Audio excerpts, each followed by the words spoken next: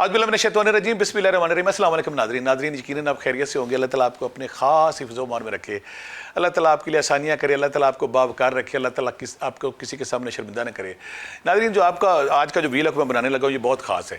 اس لیے خاص کہ میری اس پروگرام کا یہ سیریز جو میں کوشش کر رہا ہوں اس میں ایک ہی مقصد ہے کہ آپ خود کفیل ہو جائیں. آپ کو کسی کے پاس جانے کی ضرورت نہ پڑے.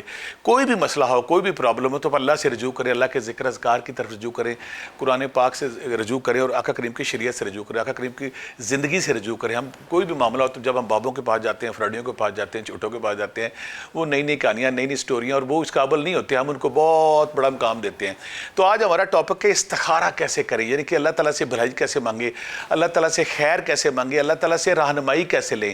استخارے کا مسنون طریقہ کہ آقا کریم کی زندگی سے روشنی لیتے ہیں اور دیکھتے ہیں کہ آقا کریم اپنی زندگی میں کیسے تعلیم. صحیح بخاری کی بہت پیاری حدیث ہے, جابر بن عبداللہ رضی اللہ تعالیٰ عنہ سے ہے.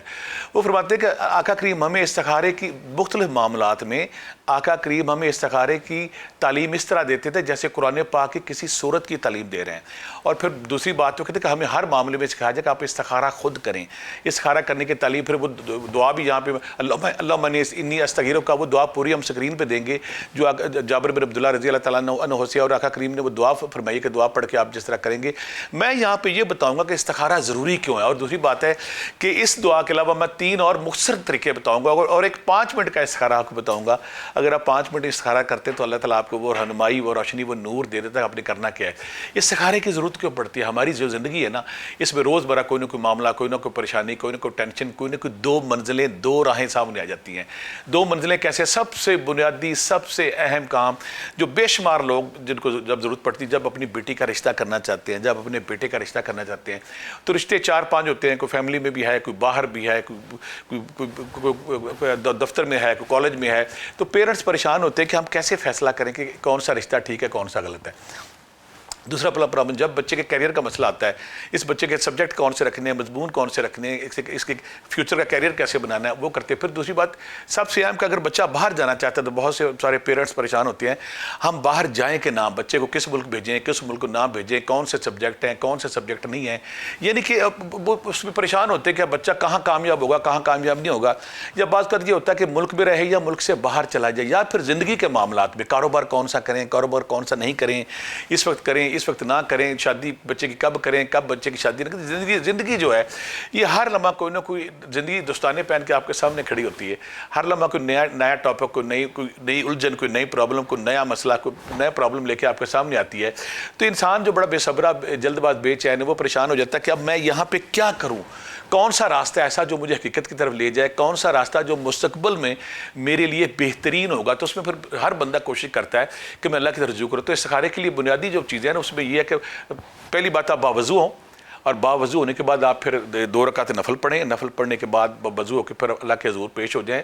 اور پھر میں 4-5 طریقے بھی یہاں بتاؤں گا جن طریقوں پہ عمل پیرا ہو کے آپ آسانی سے کر سکتے ہیں. جو آپ کو کچھ لوگ یہاں پہ میرے پہ اعتراض کرتے ہیں کہ آپ مختلف وظائف بتا دیتے ہیں, یہ کچھ زیادہ ہیں, کچھ لمبے ہیں, کچھ چھوٹے ہیں. ایک وظیفہ پیچھے مجھے بہت سارے لوگوں نے کہا کہ ایک وظیفہ ہم کر رہے ہوتے ہیں تو آپ نیا وظیفہ بتا دیتے ہیں. میرے انتہائی قابل احترام ناظرین, میرے ویلاگ بنانے کا مقصد ایک ہے کہ میں وہ ساری روشنی, وہ سارا نور پہلے دن سے مجھے اگر اللہ نے چھوٹا موٹا بھاگ لگایا ہے, میرے پہ اگر اللہ نے چھوٹا موٹا کرم کیا تو اس کی وجہ صرف یہ کہ میں ہر چیز جو مجھے اچھی ملتی ہے, چاہے کوئی ایلوپیتھی ہے, چاہے کوئی ہومیوپیتھی ہے, چاہے کوئی ہربل ہے, چاہے کوئی اور نسخہ ہے. میں کہ ایلوپیتھی جس سے مجھے حالانکہ تھوڑا بہت اختلاف بھی ہے, کوئی چیز مجھے ملتی ہے میں کوشش کرتا کسی انسان کو دے دیں. کیونکہ اگر آپ کسی انسان کی آسانی کے لیے کوشش کرتے ہیں, کسی انسان کی بہتری کے لیے کوشش کرتے ہیں, کسی انسان کی لائف میں حقیقی طور پہ بہتری اور آسانی لانے کی کوشش کرتے ہیں تو رب ذوالجلال آپ پہ مہربان ہو جاتا ہے. یہ وہ گور ہے, یہ جو میں سمجھتا ہوں کہ چھوٹی موٹی فقیری جو مجھے ملی ہے, جو تھوڑی بہت عزت ملی ہے مجھے, اس کا ایک ہی فارمولہ تھا کہ کوئی اچھی چیز اپنے پاس نہیں رکھنی, لوگوں کو دے دینی. اسی طرح بہت سارے لوگ میرے پاس, بے شمار لوگ آتے ہیں آستانے پہ. جب لوگ آتے ہیں آدھے لوگ وہ شامل ہوتے ہیں جو کہتے ہیں ہماری بیٹی کا رشتہ کہاں کریں, ہمارے بچے کا کیریئر کیا ہے, اس کی کون سا سبجیکٹ رکھیں, کون سا سبجیکٹ نہ رکھیں. جو ڈاکٹر بن جاتے ہیں وہ کہتے ہیں جی ہم گائنی میں جائیں, ہم پیڈز میں جائیں, ہم آرتھو میں جائیں, ہم کہاں جائیں. اس طرح بہت سارے لوگ کہتے ہیں ہمارا بچہ باہر جائے, نہ جائے. اور بنیادی سب سے بڑی پرابلم آتی ہے رشتے کے حوالے سے. رشتہ اپنوں میں کریں, غیروں میں کریں, فیملی میں کریں, باہر کریں, پڑھا لکھا ہو, نہ پڑھا لکھا ہو, کہاں کریں. اور جب کسی انسان کے پاس زندگی میں جب مطلب 2-3 راستے آ جائیں, آپ کوشش کر رہے ہیں, آپ کے سامنے ایک راستہ نہیں, 2 نہیں, 3 آ گئے, تو پھر وہاں پہ آپ پریشان ہوتے ہیں میں کیا کروں. یہاں میں ایک اور ریکمنڈ کروں گا. آقا کریم نے فرمایا کہ استخارہ خود کریں. استخارہ خود کریں, آپ لوگوں سے استخارہ نہ کروائیں. اگر کسی سے کروائیں تو کوئی بہت نیک عالم دین بندہ ہو, جو یا اگر دنیاوی طور پہ میں کہوں گا کوئی علم الداد ہے یا کوئی اور کچھ چیزیں ہیں وہ جو شرعی علوم ہیں, جو آقا کریم کی وہ شریعت سے مزین ہے, تو پھر اس بندے جو نیکی پار صحیح رکھتا ہے اور جو اللہ کے قریب ہے, جس کا کشف ہونا ہے, جس کا الہام ہونا ہے, جس کا وجدان ہونا ہے, جو اللہ کے قریب ہے, جس کے روحانی یونٹس ہے, تو پھر اس پہ ہم کر سکتے ہیں. ویسے عام بندے سے نہیں کرانا چاہیے. اور دوسری بات ہے کہ استخارہ خود کرنے میں ایک پرابلم آتی ہے. مجھے ایک بچی آتی تھی میرے پاس, وہ کہتی کہ مجھے نا میں نے اس بندے سے شادی کرنی ہے. میں جب بھی استخارہ کرتی ہوں مجھے خواب میں فلانی زیارت آتی ہے, فلانی ہستی میرے خواب میں آتی ہے, وہ کہتی ہے اس سے شادی کر لیں. اور مجھے بے شمار اس نے مقدس ہستیوں کے نام لینے شروع کر دی کہ فلاں ہستی, وہ میرے خواب میں آ کے مجھے کہتی ہے. میں نے بچے کو بلایا, اس کو, وہ میرے پاس آتا ہے. میں کہا بیٹا اس کو یہ خواب آ رہے ہیں تو تم اس سے شادی کیوں نہیں کرتے؟ کہتا بٹی صاحب جب وہ خواب مجھے آئے گا تو میں کر لوں گا. یعنی کہ یہاں کلیئرنس کیا ہے, آپ جب استخارہ کرتے اگر آپ اپنی سوچ رکھ کے, اپنا خیال رکھ کے, اپنی پسند رکھ کے کرتے تو آپ کو بار بار وہی خیال آتا ہے, وہی چیز آپ کے بار بار آتی ہے کہ میں نے یہ کرنا ہے, میں نے یہ کرنا ہے. آپ کا جب شعور, لاشعور, تحت شعور, ہر دماغ آپ کا ایک چیز میں پھنس گیا کہ میں نے یہ کرنا ہے, پھر آپ کو خواب بھی ایسے آئیں گے, باتیں بھی ویسی ہوں گی. اگر آپ استخارہ کرتے وقت نیوٹرل ہیں اور غیر جانبدارانہ ہیں تو پھر آپ استخارہ کرتے تو اس کے لیے آپ کو زیادہ آسانی ہوتی ہے. اب ہم اس طرف آتے ہیں کہ آپ نے باوضو ہو کے 2 نفل پڑھ کے پاک صاف ہو کے نماز کے بعد آپ استخارے کے لیے, یہاں میں 3-4 ایک تو وہ جابر بن عبداللہ نے جو کہا کہ اللہم انی استغیرک کا, وہ پوری سکرین پہ ہم دیں گے کہ وہاں پہ درمیان میں آپ اپنا مقصد بولنا, وہ جب آپ پڑھ کے سوئیں گے انشاءاللہ اسے صحیح بخاری کی حدیث ہے, اس سے آپ کو نا خواب میں آپ کو روشنی دی جاتی ہے, راستہ دیا جاتا ہے, رہنمائی کی جاتی ہے. دوسرا, یہاں میں 2, میری امی بھی کرتی تھی, میرے نانا جی بھی کرتی تھے, ہماری فیملی میں ایک بڑا خاص استخارے کا عمل ہے, 2 رکعت نفل برائے استخارات, 2 رکعت نفل برائے استخارہ. میں 3, یہاں پہ کچھ لوگ کہتے ہیں آپ 3-4 کے دیتے ہیں, اپنی مرضی کے مطابق, اپنی چوائس کے مطابق کوئی آپ کر لیں. 2 رکعت نفل برائے استخارہ آپ نے پڑھنا ہے. تو پڑھتے پڑھتے جب آپ آئیں گے نا سورۃ فاتحہ میں, پڑھتے پڑھتے جب آپ آئیں گے اہدنا الصراط المستقیم, تو آپ نے آگے نہیں جانا, اس کی تکرار شروع کر دینی, اہدنا الصراط المستقیم, اہدنا الصراط المستقیم, اہدنا الصراط المستقیم, اہدنا الصراط المستقیم. یعنی کہ آپ تکرار کرتے جائیں گے کہ اللہ میاں مجھے روشنی دے, مجھے ہدایت دے. تو اس پڑھتے پڑھتے آپ کے اوپر نا آپ نے دنیا سے ڈسکنیکٹ ہونا, اور پڑھتے پڑھتے اگر آپ پڑھتے پڑھتے اللہ کا خاص کرم آپ پہ ہوگا, کرامت معجزہ ہوگا کہ پڑھتے پڑھتے آپ کو پتہ نہیں چلے گا, آپ رائٹ ہو جائیں گے. جب آپ ایک آنکھ کھولیں گے تو آپ کا منہ کعبے کے بجائے رائٹ ہو چکا ہوگا. اگر رائٹ ہو چکا تو اس کا مطلب ہے کہ آپ جو مقصد رکھ کے کر رہے ہیں کہ میں یہ کام کروں نہ کروں, تو رائٹ کا مطلب آپ یہ کر لیں, یہ رائٹ کا مطلب آپ یہ رشتہ کر لیں. آپ باہر جانا ہے فلاں ملک چلے جائیں, یہاں پہ آپ پہلے بتائیں گے کہ میں یہ کام کرنا چاہتا ہوں, ہاں یا نہ. یہ ہاں یا نہ کا استخارہ ہے, اس کی وسعت اور نہیں ہے, ہاں یا نہ ہے. اور اگر اہدنا الصراط المستقیم کی تکرار کے دوران آپ اچانک لیفٹ ہو جاتے ہیں, ہم آنکھ کھولتے ہیں, آپ کا منہ بائیں طرف ہو چکا, تو اس کا مطلب نا انکار ہے, آپ کو وہ کام نہیں کرنا چاہیے. یہ کسی وقت بھی آپ کر سکتے ہیں. میرے حیران ہوتا ہوں کہ میری امی کو جب بھی کوئی پرابلم آنی کہتی میں استخارہ کرتا ہوں. تایا جی اور ہماری فیملی میں جب بہت ساری, ہماری نانی بھی, ہماری خلائیں بھی ساری استخارے کے حوالے سے کرتی تھی. سورۃ فاتحہ پڑھنی ہے, پڑھنے کے بعد جب آپ نے یہاں پہ آنا ہے اہدنا الصراط المستقیم, اس کو تکرار کرنی ہے. اگر دائیں ہو جائیں تو آپ کو نہ, وہ ہاں یا بائیں ہو جائے تو آپ کو نہ. اور میں حیران ہوتا ہوں, ایک اور ہمارے گاؤں میں نیک بزرگ تھے, وہ جب کرتے تھے کڑک کر کے ان کی آواز اور دائیں دکھنا فوری ہوئی 1-2 منٹ میں. ایک تو آپ یہ کر سکتے ہیں. دوسرا استخارہ کیا ہے, اللہ کے ناموں سے. میں کوشش کرتا ہوں کہ ہر چیزوں کے حوالے سے آپ کو میں کوشش کروں کہ رہنمائی ملے.